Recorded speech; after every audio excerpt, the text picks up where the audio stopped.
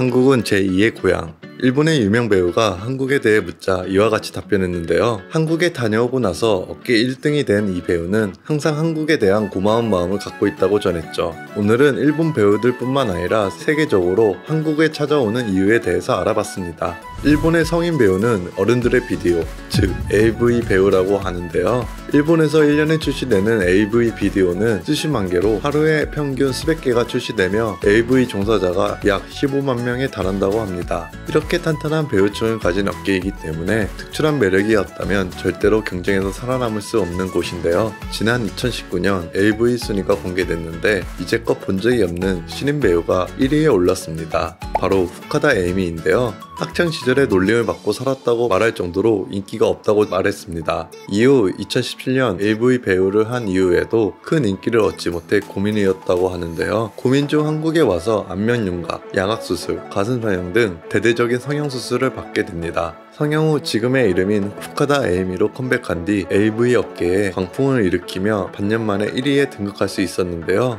그런데 한국에서 성형수술을 받은 배우가 또 있죠. 타카하시 메이미라는 배우는 한국에서 7천만원짜리 성형을 받았다고 자랑하면서 성형 후 180도 달라진 인생에 대해 상당히 만족했습니다. 성형의 센스와 비용의 저렴함에 대해 칭찬하기도 했죠. 그렇다면 한국의 성형수술은 정말 뛰어날까요? 일본에서는 코로나 이전부터 한국 여성처럼 예뻐지고 싶은 여성들이 한국 원정 성형 붐이 지속되고 있습니다. 한 통계에 따르면 10년 전보다 20배 이상 늘어난 것으로 집계될 뿐만 아니라 한국 성형에 대한 관심이 점점 높아지고 있는데요. 영국의 한 언론은 한국의 성형수술 실력이 너무 뛰어나서 수술받은 여성들은 곤욕을 치르고 있다고 보도했는데요. 즉 공항에서 출국 수속을 하기 위해 여권 사진과 실제 얼굴을 대조해야 하는데 수술받기 전의 얼굴과 수술 후의 얼굴이 너무 달라서 여권을 확인하는 직원이 도저히 구분을 못하는 우픈 상황이 발생하기도 했다고 전했습니다. 그리고 한국의 성형 기술은 세계 최고라고 보도하며 일본 및 중국을 포함한 아시아 국가의 성형 관광에 대해서도 소개했는데요. 최근 성형 수술에도 한국식 빨리빨리 문화가 만들어낸 풍경도 있습니다. 빠르게 수술을 끝내는 런치 성형이 유행하면서 필러 성형 등 소위 원샷 성형 수술이 발달해 외국인 성형 고객을 유치하는 데 큰 몫을 하고 있는데요. 아무래도 주사 한 방으로 인상을 완전히 바꿀 수 있다 보니 한국에 관광차 방문했다가 필러 성형을 받고 가는 외국인들이 상당하다고 합니다. 실제로 한국은 전 세계에서 가장 많은 성형수술을 받는 국가로 꼽히기도 했습니다.